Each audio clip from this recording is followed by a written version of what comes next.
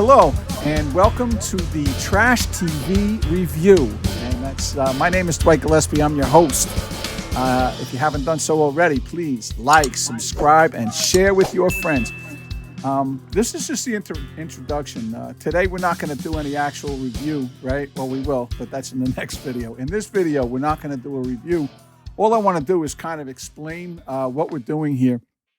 And basically, what gave me the idea for this, I love trash TV, and by trash TV, this is what I'm talking about. There are a few shows, right? You have your talk shows, and there's the variety shows. You have like Dr. Phil, you have Wilkos and Maury and Springer, right? Like those are the big four of these kind of shows. And I look at it this way, like Dr. Phil is for middle income to upper income, right? Those kind of people. And then you have Wilkos, who is like middle to lower. You have Maury, that's definitely lower. And then you have Springer for those are the permanently damaged people in society, right? We're not going to be doing Springer reviews here because what's the point? It's just a freak show over there. But I think that there's a lot of very valid things that go on some of these other shows. One thing that I noticed is that people have a much easier time of seeing the faults in others than they do in themselves. And if they can see it enough in other people, they can begin to relate it to themselves. And I know this worked for me, right? I've always loved, especially Wilkos and Maury. Those are two of my favorite shows. Maury, I've been watching Maury, I think, since it came on the air. And I used to watch it with my son, which used to really piss my wife off to no end, right? My ex-wife now, go figure, right? And she said, why do you watch that? I said, well, usually I would have to go to a family reunion to see white trash of such caliber, But the other reason I find it fascinating to hear how people speak on this and to really review my own life based on this, because I've made some of these same ridiculous decisions in my life that have led to such a bad place, right? And we don't see them in the moment because in the moment we're caught up with that instant gratification or whatever it is, or we can't see the truth. And we'll go over these. And what I mean by that is you have these people, and we're going to look at some of these videos, right? You have these people that say, Maury, I think he's cheating on me. What makes you think he's cheating on you? Well, he doesn't come home for 3 or 4 days at a time. When he comes home, he smells like perfume. He's got glitter all over him. There's used condoms in the car. I think maybe he's seeing someone else. And they're looking for that validation that, yes, he is. And even then, it's hard for them to pull away. And I find it fascinating. Mark Twain once said, and I love this quote because it's so true. Mark Twain said, it's easier to fool people than to convince them that they've been fooled. And that's true. But sometimes when we see it in other people, we can relate it to our own lives, right? And that's so true. I'm in a recovery program, right? I have another channel, and I want to tell you about that. It's called Change Your Life. And I like to think it's a little bit different than what I want to do with this, right? And I wrote a book. It's called Price Tags, and it's a memoir. And this basically is about my addiction and recovery and losing my children. I lost my kids in a car accident over 15 years ago now. It's about growing up in a very difficult house and withstanding all of that turmoil in my life and still being able to come through it, with myself intact. And it was a very difficult journey. It really was. It wasn't easy. I've been on locked psych wards. I've attempted suicide, and I haven't done that, and I haven't felt that way in many, many years. And this whole thing, the Change Your Life podcast, especially, and again, you can find that here on YouTube. You can find it on Spotify. You can find it on different platforms. Is really about identifying these areas of your life that you need to improve in working on them, whether it be spiritually, physically. I've lost a lot of weight. I was 280 pounds. I've been working on that very diligently. I'm pushing 60. You can do this over 55, but it's also, this is a good place for young people to say, you don't have to make these same mistakes that I've made in life. And when I watch this trash TV, this really is focused on that, but this isn't just about young people, because when we establish these things in our lives, we continue to make these mistakes all the way through. I know people my age who are still getting involved in these horrible relationships with horrible people, right? With their toxic relationships. unhealthy people getting into unhealthy relationships. And the reason we do that is because we never really learned our lesson. And we convince ourselves every time this is going to be good. And we want to talk about instant gratification, you know? Um, and it's again, when I was in this recovery thing, I have what's called a sponsor, right? You have those in recovery and 12-step programs. So I have a sponsor and I had a sponsee, and I'd like to think that I gave my sponsee good direction. I gave him good suggestions. And I remember bringing a particular problem to my sponsor, and it was actually about my ex-wife. We were still together at the time, and I was like, and I said, Anthony, I said, this is, what should I do? And he looked at me and he said, well, what would you tell Nikki to do? Like, how would you have Nikki handle this problem? And I never, like, it was so foreign for me to relate it that way, to say, wow, he's right. Like, what would I have Nikki do? And do that. Because again, it's easier to give other people these suggestions.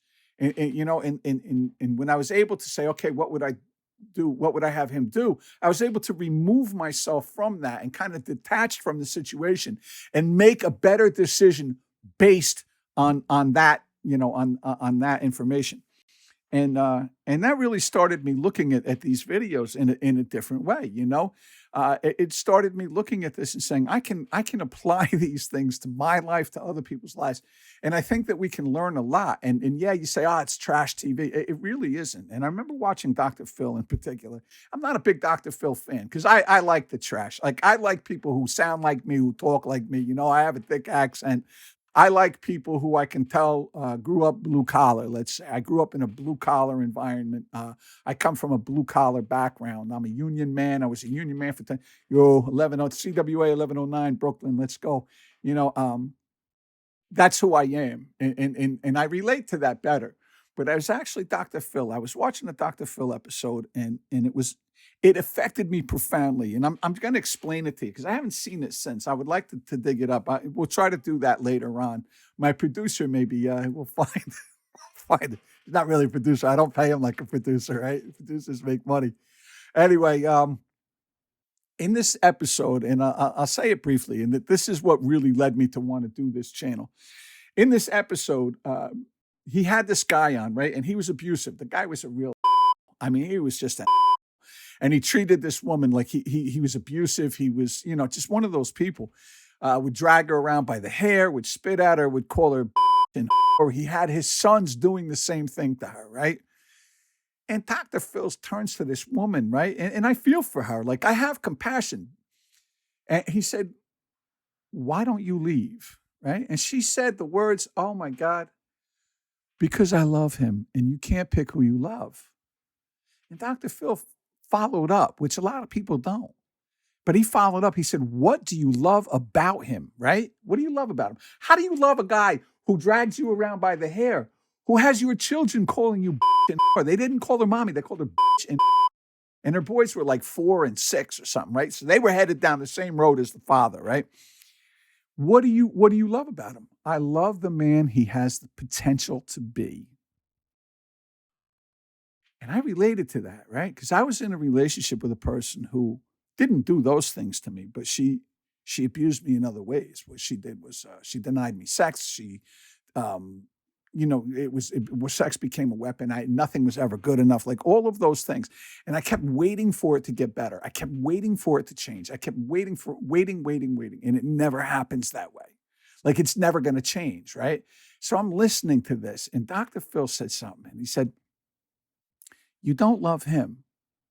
You love the man he can pretend to be for a little while he's trying to get you to do what he wants you to do, right?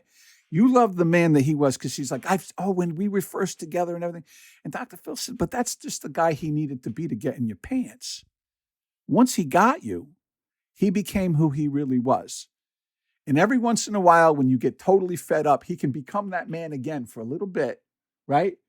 To bring you back in the fold when you get pissed enough to actually call the cops and file the paperwork or whatever to press charges. He can become that charming guy who brings you flowers and says he's sorry and, does all these wonderful things. But who he is at his core is that person who drags you by the hair, who spits at you, and who has your children, your very own children, calling you. That's who he is. And that changed me. It changed something inside of me. And not to say anything against my partner, because look, I was no saint either. Like I'm not trying to say that. But what I'm saying is I was in a toxic relationship. And it led me to my great idea. Like, this is something, and this is me. I believe this.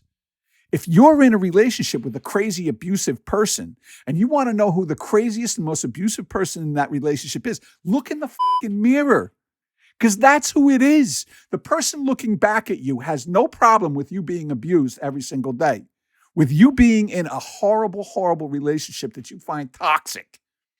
That's the person who keeps you there, is the person in the mirror, right? And that's what leads me to this. This is the Trash TV review. And what it is it's how to live a better life by watching people who aren't, and how to learn from them, and how to be better than that, and how to get yourself healthier, right? By watching unhealthy people and seeing what unhealthy really looks like, right? When you see what unhealthy really looks like. In recovery, I tell people this when I sponsor people, and my sponsor told me, right? So you learn something from every single person. I believe this in life. In life, you learn from every single person. And 95% of what you learn is what not to do, right? What not to be and what not to aspire to. Because 95% of the people are not being successful in their lives. They're not living healthy, happy lives, right? So learn what not to do by watching people who are doing that. And then don't do what they do. I have this back here, right? And this is one of my favorite shows, The Office. And it just happens to be my namesake, Dwight, where he says, before I do anything, I ask myself, would an idiot do that? And if the answer is yes, I do not do that thing. It's great. Anyway, so this is it. This is Trash TV Review. My name is Dwight Gillespie. I'm your host. Again, like, subscribe, and by all means, share it with your friends. This is my book, Price Tags, which is available April 28th. Probably this will be out after the book is available. It's available at Barnes & Noble. It's available on Amazon.com. You can get the audio version, which I took a lot of time to do. I recorded it myself. It turned out very good, by the way, if I do say so myself. So go ahead, look that up. It's also on an ebook. And by all means, keep coming back. Tell your friends, and we hope to see you soon. Be well. Bye.